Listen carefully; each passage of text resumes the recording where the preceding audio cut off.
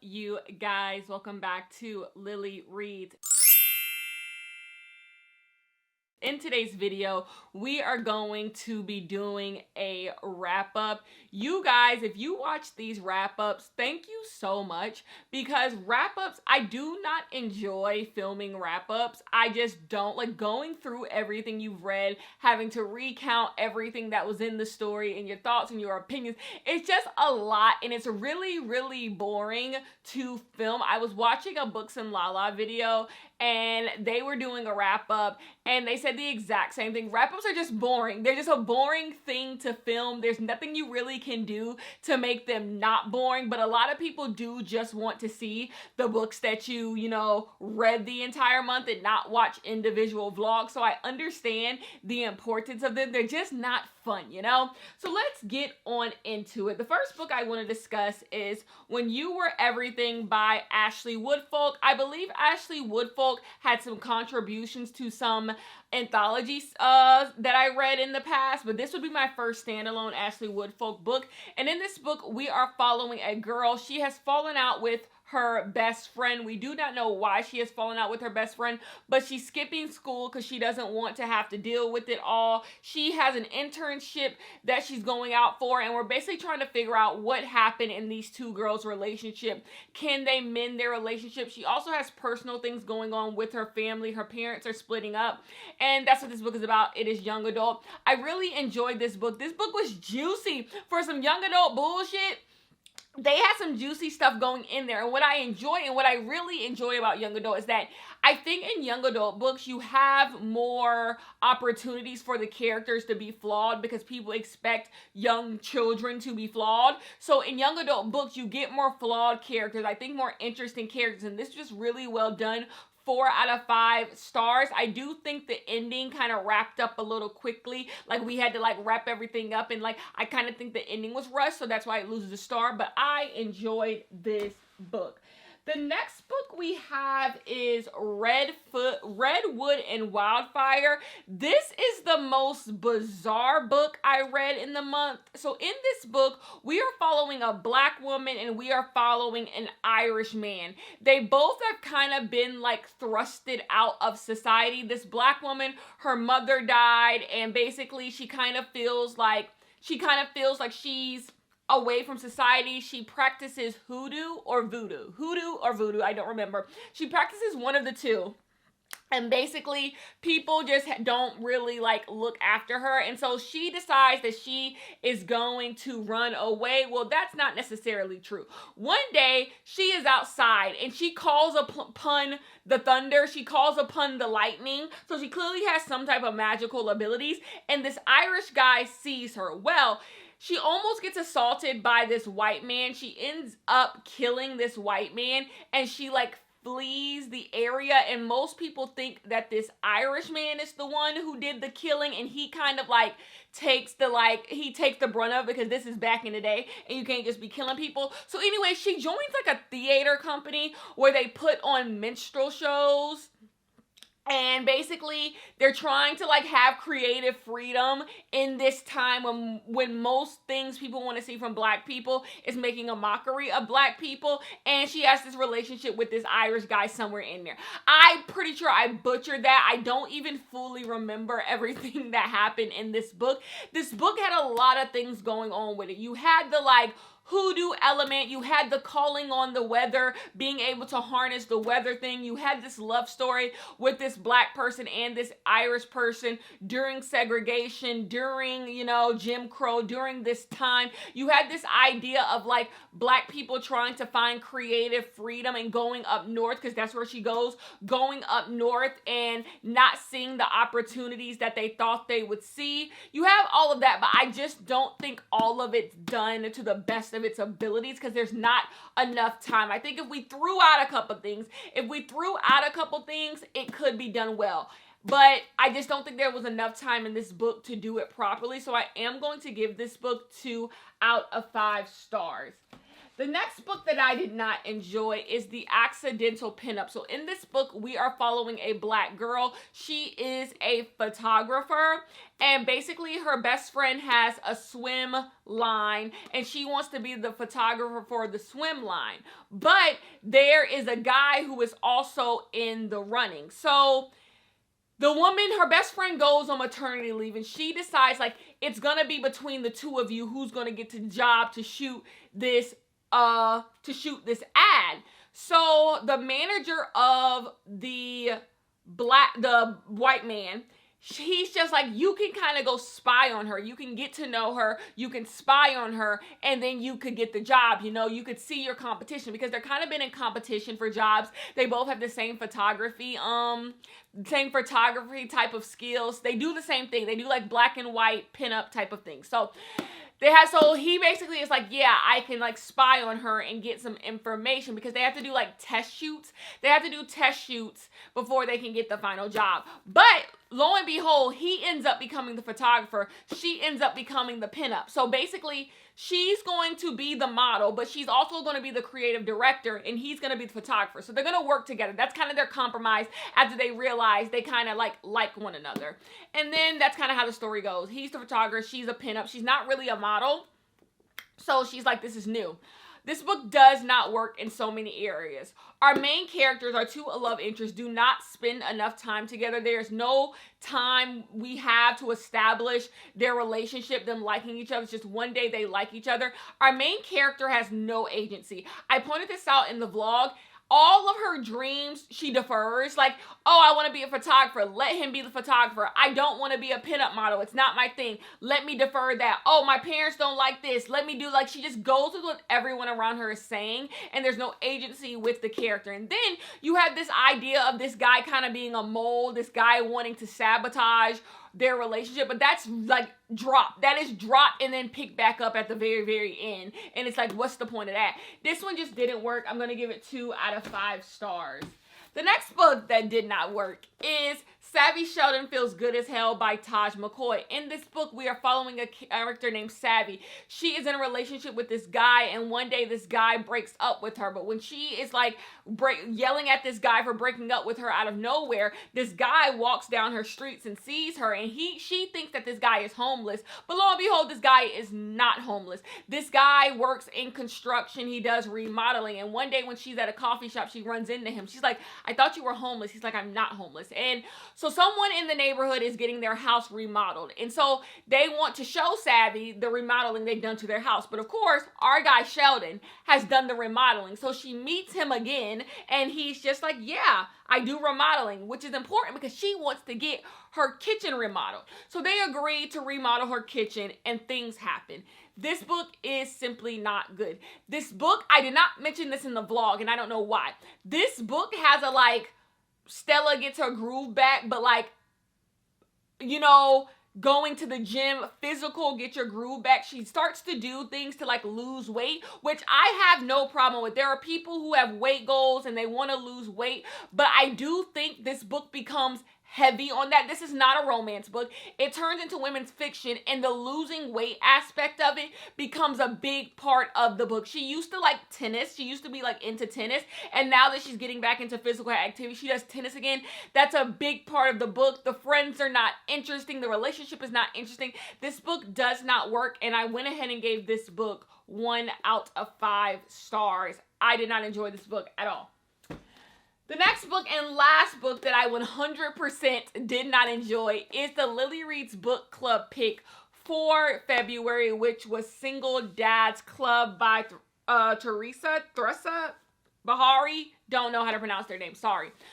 In this book, we are following a dad who got this woman pregnant, who he is not in a relationship. It was a one-night stand, and now she's pregnant, and she just gave birth, and he's struggling to be a single father to this baby. Even though he lives with the mother has some work obligations. She's going to have to leave. Then we have our woman who in this relationship. She has kind of started a new life in this town after her mother went to jail and her father kind of abandoned her. She's in this new town. She's starting new and she works at a coffee shop and she likes this guy. So basically she sees that this guy is struggling being a single father and she is going to help him be a part of society.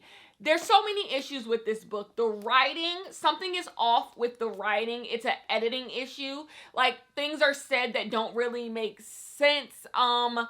Yeah, the writing is off because of the editing. This wasn't edited properly. Number two, our two characters don't spend any real time together. Most of their relationship is just spent with our woman just doing things for our male character. Like, she starts to clean for him, watch his child for him, help him get friends and stuff. It's just, where's the romance? Where's the romance aspect? Where's the relationship aspect? This book is really like sad. Like, both of these characters just have really sad backstories that also aren't very compelling. So no, I'm going to go ahead and give this book 2 out of 5 stars. The next book that we have is Fire Rush. In Fire Rush, we are following this Jamaican British. We are following this British woman with Jamaican ancestry, and basically her and her friends like to go to raves. They go to these raves and they dance and they have fun. But this is during the time of Babylon and Brixton. And basically the police are constantly killing people, bullying people, berating people, unlawfully arresting people, and it's a really sad time. She finds this guy who she really likes. His name is Malcolm, and Malcolm gets killed by the police. And this kind of sets our character into motion because our character is looking for some sense of identity, home, comfort, because her mother went missing. She hasn't seen her mother in a really long time. Her mother went missing. No one knows where she's at, and her father is very distant from her. So that starts our character trying to figure out what is she going to do, what's going on with this police brutality, can she be part of the movement to end this? This book was not for me. This is not my type of literary fiction. This book is written in a very specific and intentional way where you're almost left at arm's length as the reader. You're not really given a lot of details. You're giving details about our characters' feelings, but you don't really fully see the world. You don't really fully see the characters. You're not supposed to fully know what's going on. You're just supposed to take the character's word for it and their feelings for it. And instead of the narrative kind of being fluid and linear, you're kind of jumping around. You're jumping around to moments that have an effect on our main character. And then finally something happens that gets our character from point A to point B, and you're dealing with that. And then you get an ending that is very ambiguous.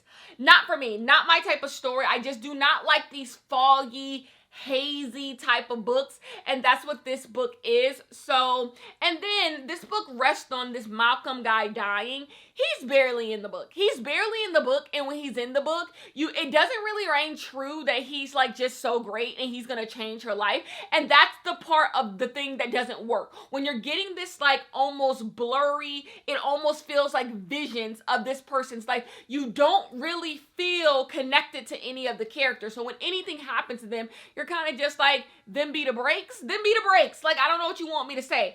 So I gave this book a 3 out of 5. The next book we have is a book that was not in any of my vlogs. You Have Someday Maybe by Anyi Nawabanelli. In this book, we are following a woman whose husband has killed himself. And basically, she's trying to figure out how she's going to pick up the pieces. And why would her husband kill himself out of nowhere? She's just dealing with grief. This book was really enjoyable. My only issue with this book is I think this book could have been shorter. I think this book should be a novella. After a while, the same stuff keeps happening over and over and over again, and you kind of get the point. But I enjoyed this book, and there's really nothing more for me to say. That's what this book is about. This is not what I expected this book to be about, but I enjoyed it. I gave it 3.5 out of 5 stars. I just wanted something a little bit deeper, and I'm about to talk to you about another book that I think actually does what I wanted this book to do. And that book I am talking about is Family Tree by Brian Washington.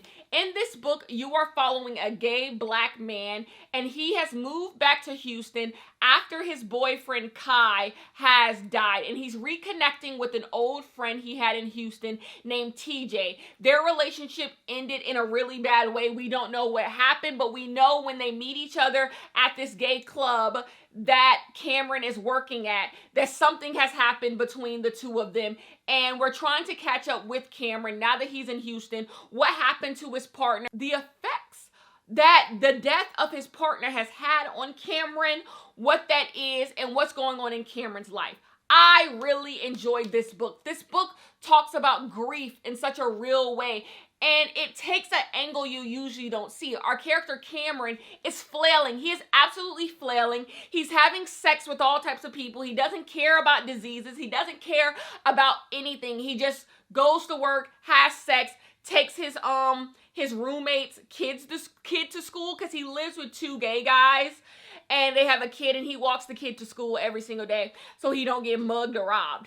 And he's just flailing through life. But there's so much more to this story, and you get to know TJ, you get to know Kai, you get to know Cam, and it's so, the way this is written is so, the narrative structure is so brilliant. I already went and picked up the two books that Brian Washington wrote before Memorial and Lot. One is a short story collection, I think. Already went to pick them up because I really, really liked it. But this and this would 100% be comp titles. Both, I think, are done well. This one I just really enjoyed. 4.5 out of 5 stars.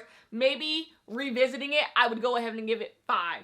The next book we have is The Voting Booth. In this book, we are following two characters who want to go vote. This is a young adult book. We have the girl who she's really into politics. She's waited her whole life to be able to vote. And then we have the guy. He don't really care that much about voting, but he has a brother who has passed away who was really into politics. And so to do his brother justice, to, you know, keep his brother's memory alive, he wants to go vote. But of course, they keep running into issues. Now, these two people do not know each other when the book begins, but something draws them together and they spend a day together. This book was really thoughtful. This book was really well done. I really don't have anything against it at all. So I'm going to go ahead and give it 4 stars. I think it had a vision. It executed the vision. Was it 100% for me? No, but 4 out of 5 stars. I'm happy that I read it. The next book we have is Misha Gladney, Play Another Love Song. So in this book, we have a main character. She is a dark-skinned black girl, which is important to the idea of this message.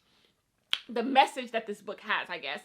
She wants to be a radio DJ. She is interning at a radio place with a friend, and basically they're going to be stepping down. As the main radio DJ, are going to be stepping down, and she's trying to decide if she could be the new radio DJ. Everyone's telling her she should try, but she doesn't really have any confidence because her mother growing up was really, really cruel and mean to her. So this is about her trying to get the confidence to go after a job she wants. Fine. This book probably could be longer. I enjoyed it. It had a romance element that I thought was cute. 3 out of 5 stars. Really no harm, no foul with that one.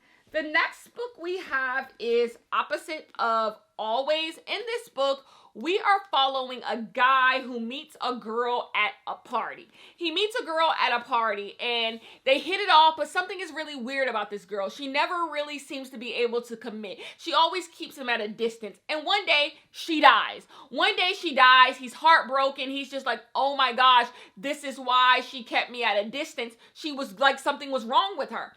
And then he relives the same day over again. He relives the same day over again. And he decides to himself, I can keep her alive. Like, this is why I'm reliving the same day. I can keep her alive. So we're in this time warp where the same day keeps going over and over and over again. And he's trying to keep his girlfriend alive.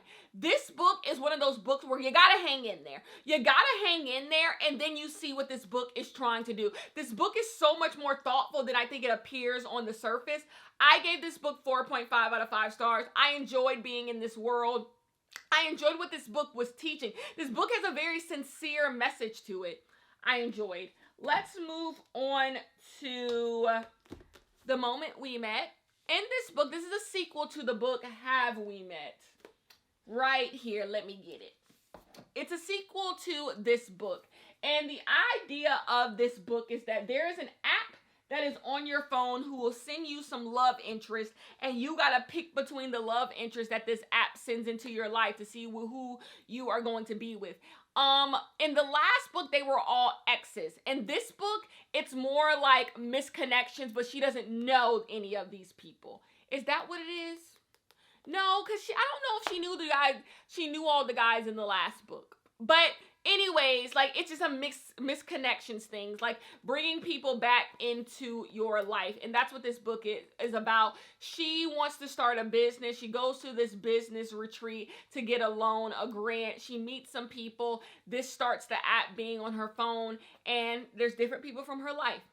I could have enjoyed this book more. In the last book, there was like this speed dating aspect, like she was dating all the people. This book was a little too clear on who the love interest was going to be. So the idea, this magical app, was no longer fun. I thought it was more fun in the first book. So I gave this book 3 out of 5 stars.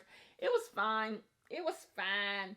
The next book that we have is The Heaven and Earth Grocery Store. This book won the National Book Award. It was the Barnes & Noble Book of the Year. This book just has a lot of acclaim by James McBride. In this book, we are following Old Town. We are following an old town.